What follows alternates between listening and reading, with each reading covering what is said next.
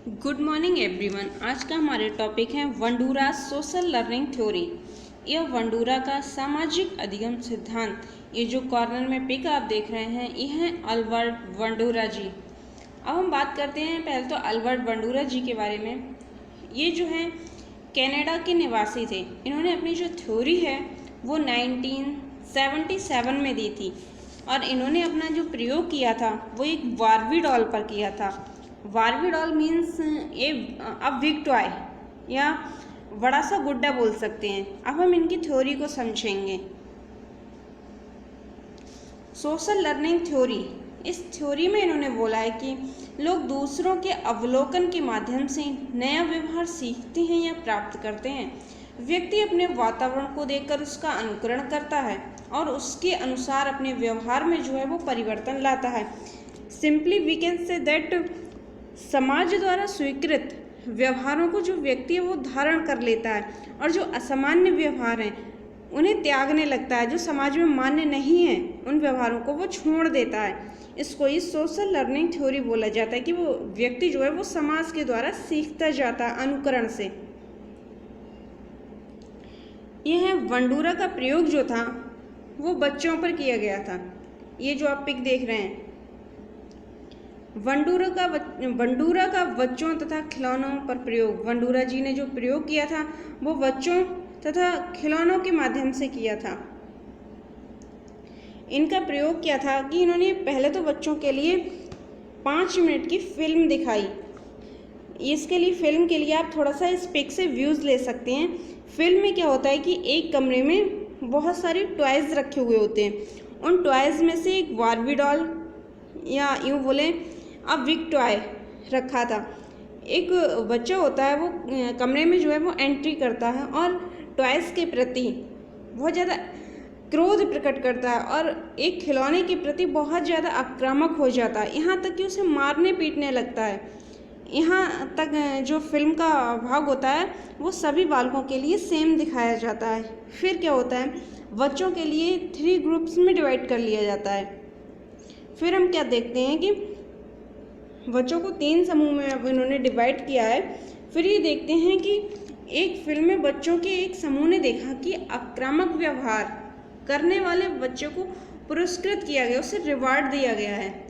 और एक व्यक्ति होता है वो बच्चे के आक्रामक व्यवहार की बहुत ज़्यादा तारीफ करता है कि अरे तुमने तो बहुत अच्छा काम किया, इस गुड्डे को मारा पीटा, इसके साथ क्रोध व्यक्त किया, आपने बहुत अच्छा काम किया है। नेक्स्ट जो ग्रुप होता है सेकंड ग्रुप, उसमें बच्चों ने क्या देखा कि एक लड़के को उसका आक्रामक व्यवहार के लिए उसे पनिशमेंट किया जाता है, यहाँ उसे रिवार्ड नहीं मिला है। याद रखना कि फर्स्ट ग्रुप जो होता है हमारा उसमें बच्चों के लिए रिवार्ड दिया जाता है और सेकंड ग्रुप जो होता है उसमें आक्रामक व्यवहार के लिए, गलत व्यवहार के लिए बच्चे के लिए पनिशमेंट दिया जाता है। नेक्स्ट हमारा थर्ड ग्रुप जो होता है उसमें क्या दिखाते हैं कि लड़के के लिए जो टॉयज़ के लिए मारता पीटता है उसके लिए ना तो पनिशमेंट मिलता है ना ही उसके लिए रिवार्ड दिया जाता है। फिर अब देखेंगे हम कि इस फिल्म का आखिर बच्चों पर क्या प्रभाव पड़ता है। इन्होंने देख तो ली कि बच्चा जो है वो मारपीट कर रहा है टॉयज़ के साथ में, एक को रिवार्ड मिल रहा है, एक को पनिशमेंट मिल रहा है, और थर्ड ग्रुप वाले में उन्होंने दिखाया कि इसके साथ कुछ नहीं होता, ना उसे रिवार्ड मिलता है और ना ही उसे पनिशमेंट दिया जाता है। अब उसका जब उन्होंने बच्चों ने अवलोकन किया इस चीज़ का तो उन पर इफ़ेक्ट क्या पड़ा इस चीज़ का, ये देखते हैं।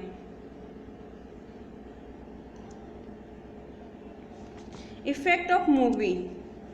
उन लोगों ने पाया कि जिन बच्चों ने फिल्म में खिलौने के प्रति किए जाने वाले आक्रामक व्यवहार को रिवार्ड मिलते हुए देखा या पुरस्कृत होते हुए देखा, वे खिलौने के प्रति सबसे अधिक आक्रामक हो गए, क्योंकि उन्होंने जो व्यवहार होते हुए देखा और उसकी तारीफ सुनी कि हाँ मारने पीटने पे तो तारीफ की जा रही है और उसको आक्रामक व्यवहार के लिए हमें रिवार्ड मिल रहा है तो हमें ऐसा ही करना चाहिए।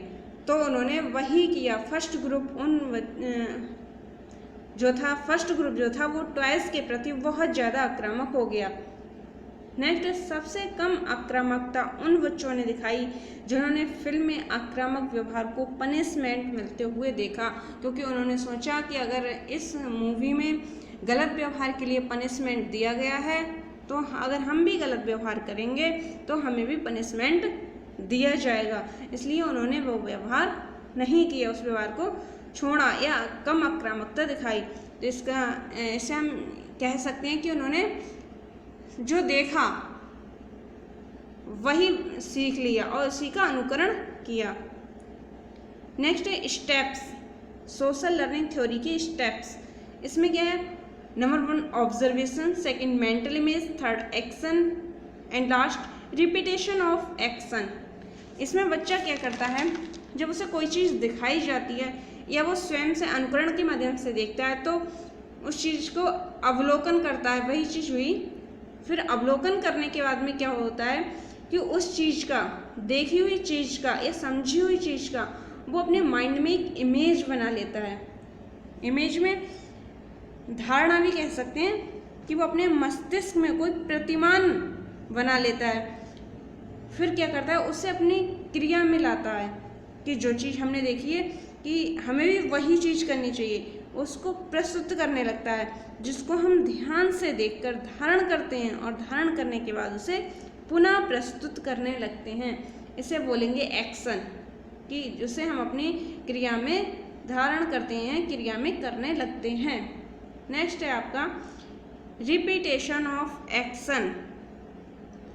इसमें क्या होता है कि अगर हमें सकारात्मक पुनर्बलन मिलेगा तो हम कार्य को दोबारा दोहराएंगे, और अगर हमें नकारात्मक पुनर्बलन मिलेगा तो हम उस व्यवहार को दोबारा नहीं करेंगे और बिल्कुल भी नहीं करेंगे। इस थ्योरी के अन्य नाम भी दिए गए हैं, जैसा आप समझ सकते हैं, सुन लीजिए आप। नंबर 1 अनुकरण का सिद्धांत, अवलोकन का सिद्धांत या प्रक्षणात्मक सिद्धांत या मॉडलिंग का सिद्धांत भी बोल सकते हैं इस थ्योरी के लिए। अब बात करते हैं हम कि सामाजिक अधिगम सिद्धांत का शैक्षिक महत्व क्या है। जब ये थ्योरी दी गई है, शिक्षा में इसका प्रयोग किया गया है, तो इसका शैक्षिक महत्व या इम्पोर्टेंस तो होनी ही चाहिए। तो यूँ कह सकते हैं हम कि टीचर्स को जो है स्टूडेंट्स के सामने आइडियल बिहेवियर मॉडल प्रस्तुत करने चाहिए, ताकि बच्चा समझ सके, उन्हें उनका अनुकरण कर सके कि मुझे आइडियल बिहेवियर करना है, और बुरे व्यवहार उसके सामने जो है बच्चे के उपस्थित ना होने दें। टीचर को चाहिए कि बच्चों के सामने अन्य व्यक्तियों की सफलता दिखाकर छात्रों को मोटिवेट करे। सो थैंक्स स्टूडेंट्स, आज के लिए इतना ही। ओके।